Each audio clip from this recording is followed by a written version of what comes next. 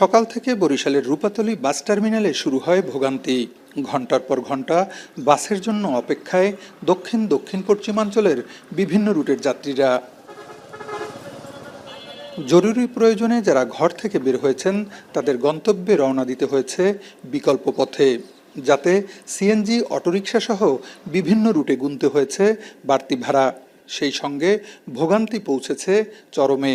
প্রত্যেক দিনই সকালবেলা 8:30 8টার বাসে গিয়ে অফিস ধরি, কিন্তু আজকে বাসা থেকে জানতাম না যে বাস বন্ধ। এসে শুনতেছি যে হঠাৎ করে বাস বন্ধ। ধর্মঘটের জন্য আমাদের সাধারণ যাত্রীদের তো অনেক হয়রানি হচ্ছে, ভাড়া ডাবল। পিরিজপুর আমার সিএনজি তে দাবি করে ভাই পিরিজপুর ভাড়া 300 টাকা গেলে উঠেন। সাধারণত ভাড়া দিতাম 130 টাকা, এখন বাস চলাচল বন্ধ, সেই কারণে হয়তো এখন মোটরসাইকেল ভাড়া নেবে 500 টাকা। এদিকে বাস বন্ধ থাকায় কুয়াকাটায় আটকে পড়েছে 500-র বেশি পর্যটক। যদিও কুয়াকাটা ও কলাপাড়ায় বাস কাউন্টার থেকে ফেরত দেওয়া হয়েছে টিকিটের টাকা। সকালে টিকিট কাটতে আসছি, কিন্তু জানি না যে এরকমের যে টিকিট কাটছি যে বাদ যাইব না, এটা আমরা জানতাম না।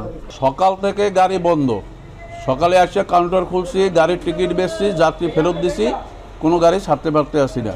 মঙ্গলবার বিকেলে বরিশাল বিএম কলেজের শিক্ষার্থীদের সঙ্গে হাফ ভাড়া নিয়ে দ্বন্দ্ব ও বাস ভাঙচুরের প্রতিবাদে বুধবার সকালে ধর্মঘটের ডাক দেয় শ্রমিকরা।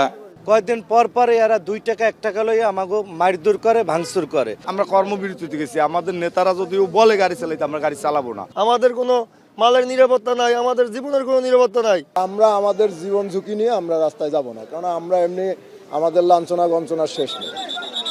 এর আগে মঙ্গলবার রাতে বরিশাল বিএম কলেজের শিক্ষার্থীদের সঙ্গে ভাড়া নিয়ে দ্বন্দ্বের জেরে প্রায় 3 ঘন্টা বরিশাল পটুয়াখালী মহাসড়ক অবরোধ করে রাখেন শিক্ষার্থীরা। ফিরদাউস সোহাগ, এখন, বরিশাল।